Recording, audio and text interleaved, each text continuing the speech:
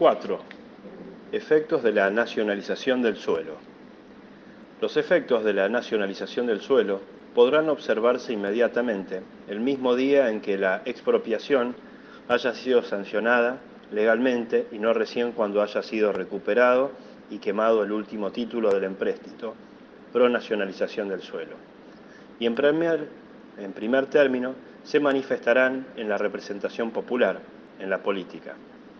Tal como sucedió con la construcción de la Torre de Babel, ya los representantes del pueblo no se comprenderán más, ya no se reconocerán ni a sí mismos, regresarán a sus hogares como hombres distintos, como elevados ideales completamente nuevos. Lo que hasta ese momento representaban, lo que atacaban o defendían, para lo cual habían aportado miles de argumentos nuevos. Valederos unos y criminalmente irreflexivos otros. Ya no existe más. Como por encantamiento, el terrible campo de Agramante se ha transformado en un cementerio. La renta privada del suelo no existe más. ¿Y qué harán acaso las cámaras de representantes, las cortes, el parlamento, sino una simple bolsa de comercio en la que se especulaba o intrigaba con el alza y la baja de la renta territorial?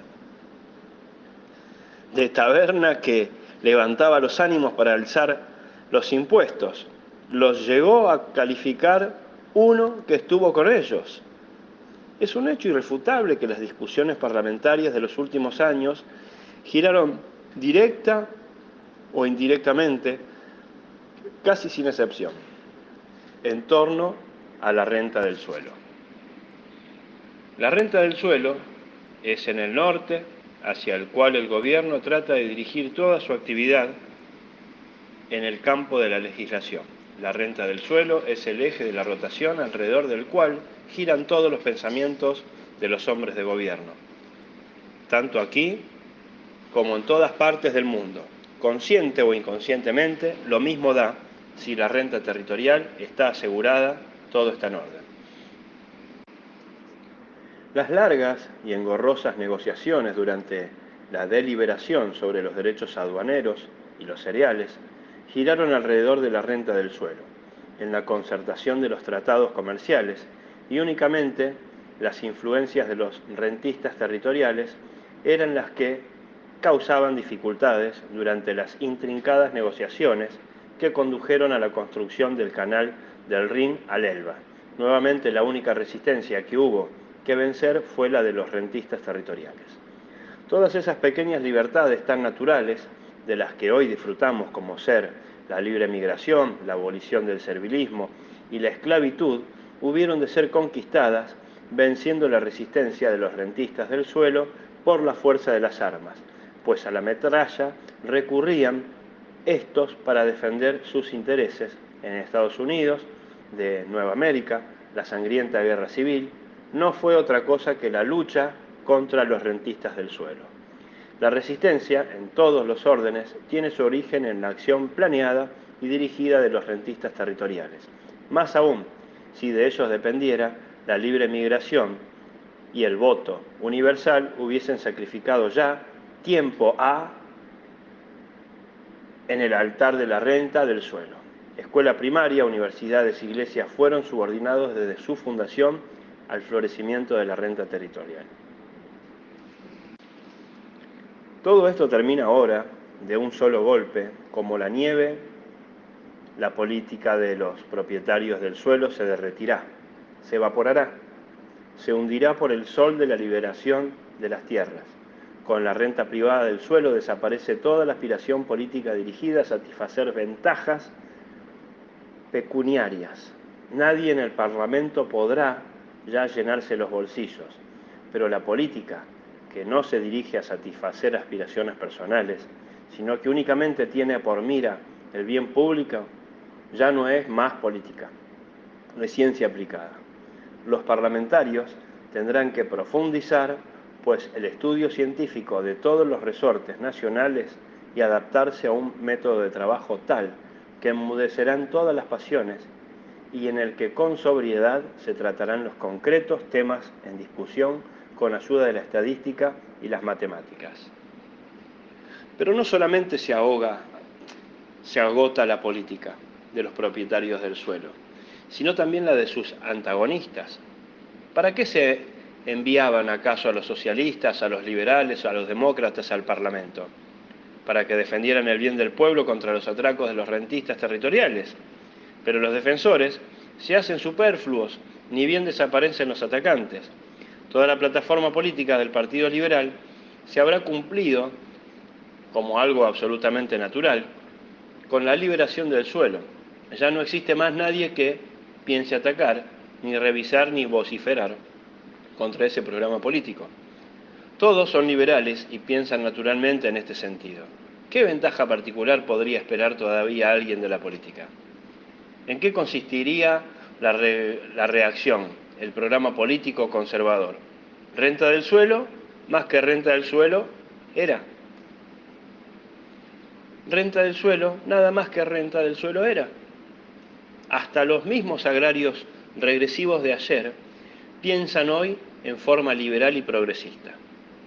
Al fin y al cabo eran hombres como todos los demás, ni mejores ni peores. Aspiraban a obtener ventajas personales como cualquier otra persona decente. Ni eran de una raza especial. Estaban unidos solo por el mismo interés material. Por cierto, una liga muy fuerte. Con la nacionalización del suelo, toda la clase se confunde con la generalidad. Si hasta los mismos nobles de ayer piensan ahora liberalmente, pues, ¿qué es un conde sin tierras? Propiedad del suelo y gobierno de los nobles, aristocracia, como hoy se la llama. Son una sola cosa. A todo aristócrata se le puede leer en el rostro cuántas hectáreas de campo posee, cuánta renta produce en sus tierras. ¿Y qué piensan hacer aún los políticos en el Parlamento? Todo se ha tornado tan sencillo, tan natural, desde la renta del suelo no impide toda innovación. Sí, todo se ha tornado tan sencillo, tan natural, desde que la tierra del suelo no impide toda innovación. Vía libre al progreso. Tal fue la consigna del liberalismo. Y ahora está libre. Ya la legislación no choca en ninguna parte con los privilegios especiales. Bien es cierto que el capital móvil subsiste y que ha aumentado en varios cientos de miles de millones de la transformación del capital territorial en deuda pública, capital móvil. Pero el capital móvil, como es exportable y está al alcance de todo el mundo, se rige por leyes completamente distintas que el capital fijo. La política es inservible ahora para el capital móvil, bienes móviles. Esta tesis será justificada con mayor amplitud en la parte siguiente. Por otra parte, solo para poder hacer frente a la competencia del extranjero, el capital móvil debe fomentar el progreso en todo sentido y con ello, obligadamente, quiera o no, entra en la ruta de la libertad. Con la eliminación de la renta particular del suelo, ya el campo y la ciudad políticamente no marcharán por sendas separadas, sino que tenderán unidos a los mismos fines. Por ejemplo, se tratase a favorecer unilateralmente a la agricultura por algún medio, los obreros pasarían de la industria a la agricultura, haciendo aumentar en los remates de arrendamiento el monto de los mismos, conforme a dichas ventajas, restableciendo en tal forma el equilibrio en el rendimiento del trabajo en la industria y en la agricultura.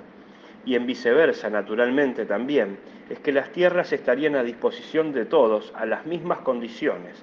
Resulta pues completamente imposible que después de la nacionalización del suelo, la agricultura, al perseguir el logro de sus fines entre oposición con la industria, con la nacionalización del suelo, la agricultura y la industria se refundirán para formar una masa económica y políticamente homogénea, una mayoría aplastante con la que todo podrá alcanzarse y contra la cual nada podrá hacerse. Sería demasiado extenso discutir aquí los efectos de la nacionalización del suelo en el campo de la política, hasta en sus últimas manifestaciones. Debo circunscribirme a los lineamientos más amplios. Por lo demás, son suficientes para probar que son la nacionalización del suelo. La política partidista actual pierde su esencia.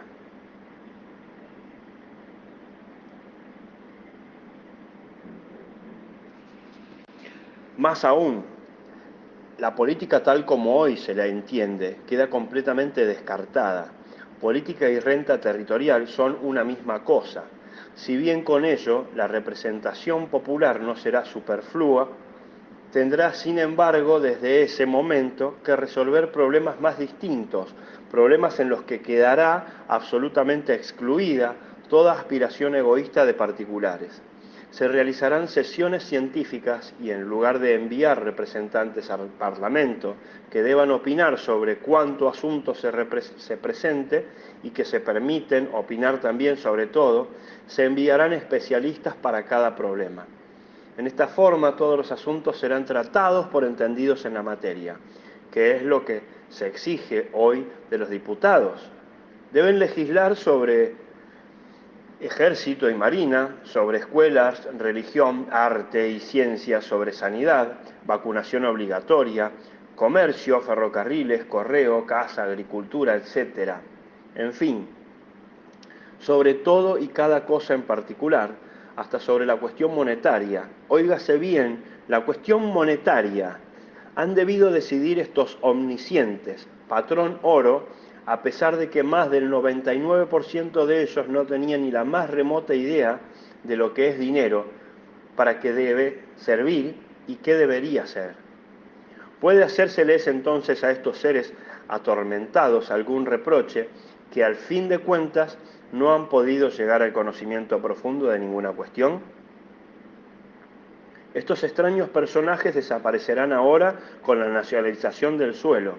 Ya el pueblo no enviará al Parlamento personas para todo servicio, sino especialistas cuyo mandato legislativo se circunscribirá a su materia y al asunto en particular, que se debate con la solución del problema, terminará también el mandato.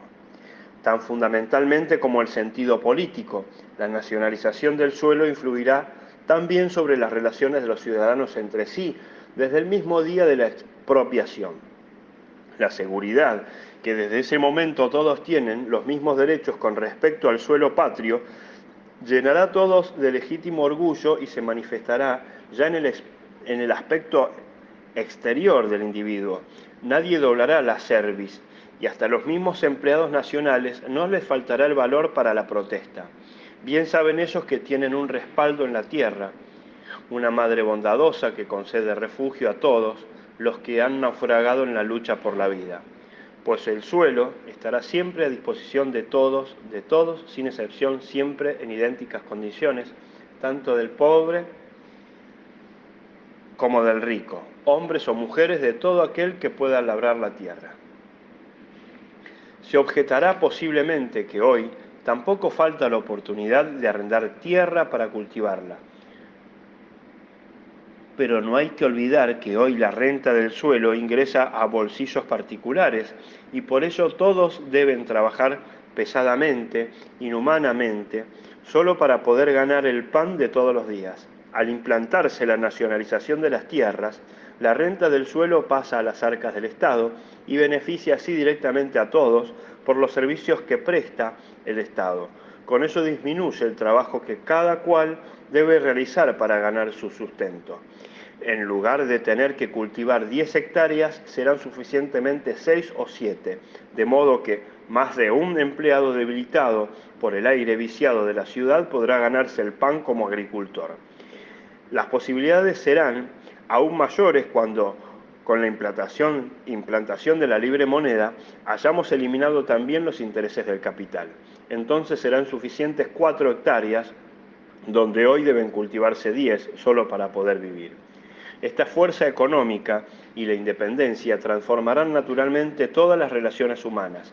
Los usos y las costumbres, las expresiones, la ideología se harán más nobles, más libres. Con la eliminación de la renta privada del suelo y más aún con la desaparición de los intereses, toda mujer sana será capaz de ganarse el pan y el de sus hijos en la agricultura, si para ellos son suficientemente 3 hectáreas en lugar de 10, serán suficientemente también el esfuerzo de una mujer, donde hoy se requiere la fuerza total de un hombre. Y esta vuelta de la mujer a la agricultura, ¿no resultaría quizás la solución más feliz al problema de la mujer? El movimiento alemán de libre tierra, libre moneda, Fisiócratas, trata de difundir la idea de establecer una renta nacional para subvencionar a las madres por el mayor trabajo que les significa la crianza de los hijos, renta que correspondería a lo que los beneficios del suelo son para la mujer de la naturaleza. Estas rentas a la maternidad se imputarán a las rentas territoriales en lugar de utilizarlas, como proponía Henry George, para la eliminación de los impuestos. Muchos factores hablan en favor de esta propuesta. En primer término, la circunstancia de que a la postre la renta del suelo debe considerarse como producida por las mismas madres, ya que son ellas las que crean la densidad de población indispensable para la renta del suelo. Si a cada una le ha de corresponder lo que le pertenece, sum cuique, entonces no cabe duda de que las madres tienen el mayor derecho sobre la renta del suelo. A la misma conclusión se llega si se compara a la mujer de la naturaleza, que cual una reina dispone de todo cuanto lo rodea, con nuestras miserables obreras de fábricas. Entonces se ve que las madres realmente se les roba la renta del suelo. Entre los pueblos primitivos de Asia, África y América, no existe, por cierto, una sola madre que económicamente esté tan desprovista de medios como las proletarias de Europa. A la mujer de la naturaleza le pertenece cuanto la rodea. La madera para su casa la toma donde la encuentra. El lugar para construirla lo elige ella misma. Sus gallinas, sus gansos, cabras y vacas pastan alrededor de la choza. El perro vigila al pequeño en la cuna. Del arroyo el varón pesca la trucha diaria. En la huerta los más grandecitos cultivan y cosechan, otros vuelven del monte cargados de leña o frutas silvestres.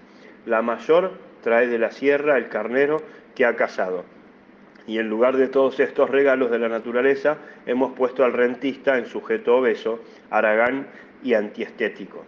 No tenemos pues más que colocarnos en la situación de una proletaria embarazada que no tiene nada de la naturaleza que la rodea donde pueda recostar su criatura, para reconocer que si en la economía social actual no es posible prescindir de las delimitaciones y de la renta del suelo, esta renta del suelo corresponde entonces íntegramente a las madres. Según los cálculos realizados, por cierto, descansan sobre datos imprecisos, podrían entregarse de la renta del suelo aproximadamente 40 pesos mensuales por cada niño menor de 15 años. Con esta subvención, por una parte, y con la extensión de intereses por otra, toda mujer se hallaría capacitada para criar a sus hijos en el campo, sin tener que estar absolutamente supeditada a la contribución monetaria del esposo. La mujer ya no podría ser doblegada por consideraciones de carácter económico. En todas las cuestiones de orden sexual, decidirían pues sus inclinaciones, deseos e impulsos. En la relación del marido, darían la pauta a las condiciones morales, físicas y hereditarias en lugar de la posición económica. De esta forma, las mujeres recuperarían su derecho de elección, pero no el derecho insustancial político, sino el más grande, el de la elección biológica. Una vez llevada a cabo la nacionalización del suelo, todos podrán disponer íntegramente de Alemania y, si se la impone en general, del mundo entero. Comparado con ello, los reyes actuales resultan unos miserables mendigos. Todo niño recién nacido, sea natural o no, podrá disponer de 540.931 kilómetros cuadrados, 50 millones de hectáreas de campo que forman la superficie de Alemania. Y todos tendrán el derecho de libre tránsito, ninguno estará ligado como una planta al terruño. Todo aquel a quien ya no le agrade más el aire de su tierra, no congenia con la sociedad, que por cualquier razón desee un cambio de lugar, rescinde de su contrato de arrendamiento y se marcha. En esta forma, numerosas estirpes alemanas que, como en la época del servilismo medieval, están pegadas al terruño y del mundo hermoso, jamás han visto más que la torre de la capilla de su pueblo. Se pondrán en movimiento y llegarán a conocer nuevas costumbres, nuevos procedimientos de trabajo, nuevas ideas. Las distintas ramas raciales se conocerán mejor entre sí y se convencerán también de que ninguna es mejor que otra y que todos en conjunto no hemos formado otra cosa que una sociedad corrompida y viciosa. y como según es sabido, ante los extraños por regla general, se demuestra mayor pudor que en el suelo nativo entre parientes y amigos, es de suponer que el trato de los forasteros hará las costumbres más austeras y puras. La nacionalización del suelo penetra reformando en lo más íntimo del alma a los individuos. Ese subalterno espíritu del servilismo, que todavía lleva encima el nombre desde el medioevo al señor, no menos que el siervo, y que subsiste aún porque existe todavía la propiedad privada del suelo, base del servilismo. Ese espíritu lo sacudirá el hombre definitivamente al eliminar la propiedad privada. Volverá a erguirse como un pino joven que, librado del peso de la nieve que lo encorvaba, se endereza majestuoso. El hombre es libre, así haya nacido encadenado. El individuo se adaptará a todos los influjos y cada paso que dé en el sentido de la adaptación favorecerá, por herencia, a las generaciones futuras.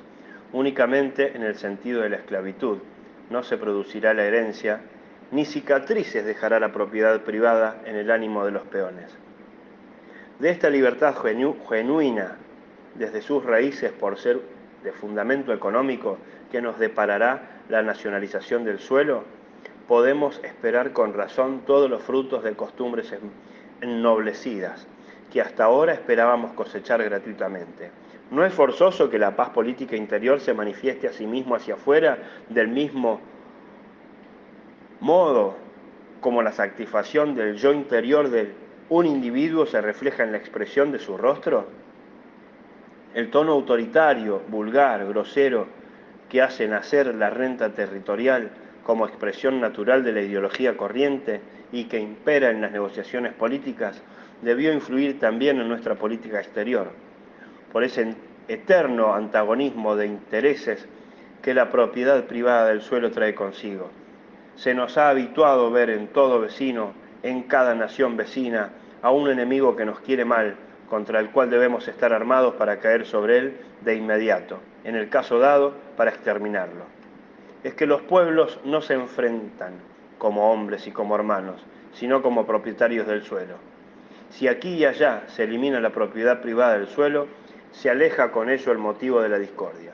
En lugar de los rentistas, enfrentaremos entonces a hombres que de las mutuas relaciones no pueden sino esperar una mayor fecundidad de sus actividades profesionales, de su religión, de su arte, cultura, legislación, pero nunca un daño.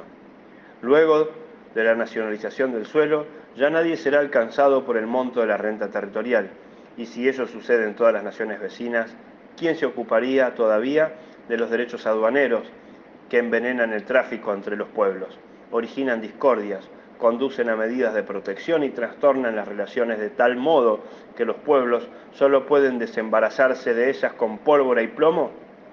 Con la nacionalización del suelo, y más aún con la adopción de la libre moneda, expuesta en la cuarta parte de este libro, se impone por sí solo el libre comercio. Dejemos que nada más que por algunas décadas el libre comercio íntegro se desenvuelva y desarrolle libremente, y pronto veremos cuán íntimamente está unido el bienestar de los pueblos al estímulo y la mantención de este comercio, que con que amor se cultivarán por todo el pueblo las relaciones con las naciones vecinas, cómo se encadenarán por los lazos de consanguinidad familias de acá y acuya, como la amistad entre artistas sabios, trabajadores, comerciantes, sacerdotes, unirá a todos los pueblos en una gran sociedad única, en una sociedad de naciones que el tiempo y las aspiraciones personales tornarán cada vez más íntima y sólida hasta refundir en un todo las partes que la forman. Sin rentas privadas del suelo, no habrá más guerra, porque no habrá más derechos de aduana. La nacionalización del suelo significa, pues, simultáneamente, libre comercio universal y paz universal. Hay que recordar que esta influencia de la libre tierra sobre guerra y paz ha sido investigada hasta ahora muy someramente. Es todavía campo virgen. Los georgistas nunca han escarbado este terreno. Hay aquí tema para una obra de largo aliento, un tema recompensador, por cierto. ¿Quién se lanzará a la tarea? ¿Gustavo Simons? ¿Ernesto Frankfurt? ¿Paulus Hüpfel? Que se habían preparado concienzudamente para afrontarla y que también eran los hombres apropiados para llevarla a cabo, fueron arrancados por la muerte en plena labor. He tratado de hacer un somero bosquejo del problema que debe resolverse en el capítulo Libre Tierra, la condición básica de la paz, con el que inició esta segunda parte del libro. En lo que se refiere a la Ley General de Salarios, solo ha de decirse que con la nacionalización del suelo y una vez cancelada la deuda, todas las rentas territoriales serán volcadas íntegramente en el Fondo de Salarios y entonces el rendimiento general del trabajo será igual al producto total del trabajo menos el interés del capital. Pie de página 1. Sería posible liberar al Estado con ventaja de toda la carga de las escuelas nacionales, de las iglesias nacionales, universidades nacionales y de muchas otras cargas. Estos presentes le han sido endilgados al resto por los rentistas territoriales. Su objeto es distraer la atención de la verdadera causa de todas las discordias.